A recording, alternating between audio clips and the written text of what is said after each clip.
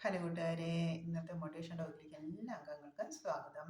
ഇന്ന് നമ്മുടെ ജീവിതത്തിൽ സാമ്പത്തിക അച്ചടക്കത്തിന് അല്ലെങ്കിൽ സാമ്പത്തിക ഉന്നമനത്തിന് നമ്മൾ അനുവർത്തിക്കേണ്ട ശീലത്തെക്കുറിച്ച് അത്യാവശ്യം നമ്മൾ ഉണ്ടായിരിക്കുന്നത് ചിട്ടകളെ കുറിച്ചാണ് പറയുന്നത്. ഇപ്പം നമ്മൾ നോക്കുകയാണെങ്കിൽ നമ്മുടെ നിത്യോപദാന ചിലവുകൾ വളരെയധികം വർദ്ധിച്ചിട്ടുണ്ട് അല്ലേ. നമ്മുടെ ബേസിക് ആയിട്ടുള്ള ആഹാര സാധനങ്ങളുടെ വില വർധനവ്, ഒപ്പം തന്നെ വസ്ത്രാഭരണാദികളുടെ വിലയും നിത്യേന കുതിച്ചു കയറുകൊണ്ടിരിക്കുകയാണ്. അപ്പം നമ്മൾ ഈ ബേസിക് ആയിട്ടുള്ള കാര്യങ്ങളൊക്കെ നമുക്ക് നടത്തിക്കൊണ്ട് പോകണമെങ്കിൽ നല്ല രീതിയിലുള്ള ഒരു വരുമാന മാർഗം നമ്മൾ എല്ലാവർക്കും, ഗൃഹനാഥനും ഗൃഹനാഥയ്ക്കും ഒപ്പം മുതിർന്ന അംഗങ്ങൾക്കെല്ലാം ഒരു വരുമാന സ്രോതസ് ഉണ്ടെങ്കിലാണ് നമുക്ക് അത്യാവശ്യം നല്ല നിലവാരത്തിൽ ജീവിച്ചു പോകാനായിട്ട് സാധിക്കുകയുള്ളൂ.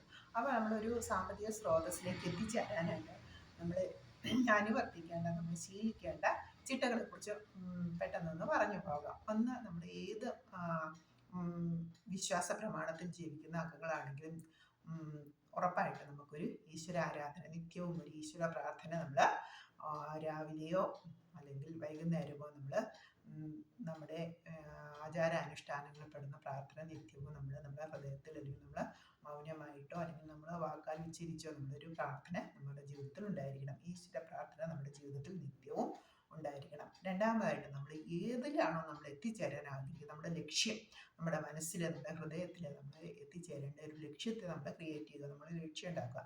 ഒന്നെങ്കിൽ ഒരു ജോലി, ഉയർന്ന ഒരു ജോലിയിലേക്ക് എത്തിച്ചേരുക, അല്ലെങ്കിൽ നല്ല സാമ്പത്തിക വരുമാനമുള്ള ഒരു ജോലിയിൽ എത്തിച്ചേരുക എന്നുള്ളത് ആളുകളുടെ ആഗ്രഹമായിരിക്കാം. അല്ലെങ്കിൽ അത് സർക്കാർ സെക്ടറിലോ അല്ലെങ്കിൽ പ്രൈവറ്റ് മേഖലയിലോ ആയിരിക്കാം, അല്ലെങ്കിൽ ബാങ്കിങ് മേഖലയിലോ ആയിരിക്കാം. ഒരു ജോലിയിലേക്ക് എത്തിച്ചേരുന്നതിനായിട്ട് ആഗ്രഹിക്കുന്നു. അതല്ലെങ്കിൽ ഒരു വ്യവസായ യൂണിറ്റ് അല്ലെങ്കിൽ ഒരു സ്വയം സംരംഭകത്വ യൂണിറ്റ് അല്ലെങ്കിൽ ഒരു സ്ഥാപനം തുടങ്ങുക, അതൊക്കെ ഓരോരുത്തരുടെയും ആഗ്രഹങ്ങളായിരിക്കണം. അപ്പോൾ ആ ആഗ്രഹം എന്താണോ എന്നുള്ളത് മസ്റ്റായിട്ടും മനസ്സിൽ ഉറപ്പിക്കുക. ആ ഒരു ആഗ്രഹത്തിൽ തന്നെ നിൽക്കുക. അപ്പോൾ നമ്മുടെ മനസ്സിൽ അത് വേണോ ഇത് വേണോ അങ്ങനെ ചാഞ്ചാടി കളിക്കുന്നത്. നമ്മുടെ ആഗ്രഹം എന്താണോ, അതായത് ജോലിയാണ് ജോലി, അല്ലെങ്കിൽ ഒരു സ്ഥാപനം തുടങ്ങുക, അല്ലെങ്കിൽ ഒരു വ്യവസായ യൂണിറ്റിൽ എൻ്റെ സാന്നിധ്യത്തിലേക്ക് വരിക, അല്ലെങ്കിൽ ബാങ്കിങ് സെക്ടറിലേക്ക് വരിക. ആ ലക്ഷ്യത്തിൽ നമ്മൾ ഉറപ്പിക്കുക. ആ ലക്ഷ്യം ഉറപ്പിച്ചിട്ട് ഇനി അതിലേക്ക് എത്തിച്ചേരാനായിട്ട് എന്തൊക്കെയാണോ നമ്മൾ ചെയ്യേണ്ടത്, ഒന്നുകിൽ പഠിച്ച് ടെസ്റ്റ് എഴുതി പരീക്ഷ പാസ്സാകേണ്ടതാണെങ്കിൽ ആ ടെസ്റ്റിന് ജയിക്കേണ്ടതായിട്ടുള്ള പാഠപുസ്തകങ്ങൾ അല്ലെങ്കിൽ സിലബസുകൾ മനസ്സിലാക്കിക്കൊണ്ട് നിത്യേന നമ്മൾ നിത്യാഭ്യാസി ആനയെ എടുക്കുമെന്നാണല്ലോ പ്രമാണം എന്ന് പറയുന്നത് പോലെ നമ്മൾ നിത്യേന ആ ലക്ഷ്യം നമ്മുടെ മനസ്സിൽ ഓരോ നിമിഷവും ഉറപ്പിക്കുകയും അതിലേക്ക് എത്തിച്ചേരാനായിട്ടുള്ള എന്തൊക്കെ നടപടികളാണ് ചെയ്യേണ്ടതെന്ന് ആ സമയം നമ്മുടെ മനസ്സിൽ ഉദിക്കും. അല്ലെങ്കിൽ നമുക്ക് അതിനായിട്ടുള്ള വാതിലുകൾ തുറന്നു കിട്ടും.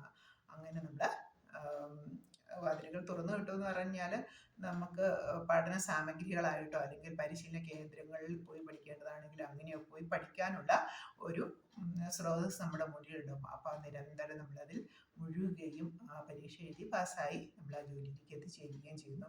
ഒപ്പം തന്നെ നമ്മൾ മറ്റ് സ്ഥാപനങ്ങൾ തുടങ്ങാനാണെങ്കിൽ അതിനു വേണ്ടിയിട്ടുള്ള സഹായങ്ങൾ അല്ലെങ്കിൽ അതിനുള്ള പേപ്പർ വർക്കുകൾ അതൊക്കെ ചെയ്യാനുള്ള കഠിനാധ്വാനം ആ മേഖലയിൽ നമ്മൾ വ്യാപരിക്കുക. അത് തുടർച്ചയായി ചെയ്യുന്നതനുസരിച്ചിട്ട് നമുക്ക് നമ്മുടെ ലക്ഷ്യസ്ഥാനത്ത് എത്തിച്ചേരാനായിട്ട് സാധിക്കും. നമ്മുടെ ലക്ഷ്യം പൂർത്തീകരിക്കാനായിട്ട് സാധിക്കും.